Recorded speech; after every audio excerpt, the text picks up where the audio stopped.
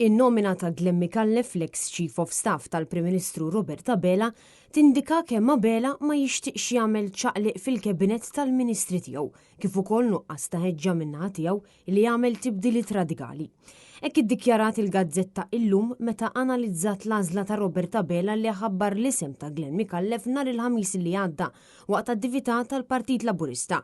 Il-Gazzetta llum missemmi kif din il-mossa tal-Prim Ministru komplet issaħħan l-irjus fil-kabinett u hemm ħafna li mhux kuntenti b'din id-deċiżjoni. Il-Gazzetta tiżvela li fost il-Ministri li juraw interess illi jkunu konsidrati għal din il-kariga ta' Kummissarju Ewropew kien hemm Owen Bonnici, Byron Camilleri u Carmelo Abela.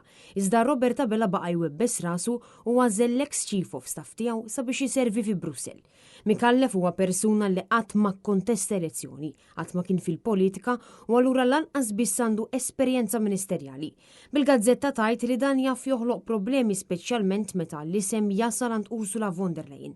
Fl-analiżi tagħha lillum tajt illi Robert Abela jaf li hemm ċans mhux remot illi Glenn Micallef li għadu relattivament żgħir jista' ma jiġix aċċettat bħala kummissarju minħabba nuqqas ta' esperjenza politika. Għalkemm sorsi li tkellmu ma' Net News qalulna li fi Brussell għaddejjin manuvri kbar biex il-pjan ta' Abela ma jsibx intoppi, tant li qed jippruvaw jikkonvinċu lit-tim ta' von der Leyen illi Micallef kien l-aħjar għażla.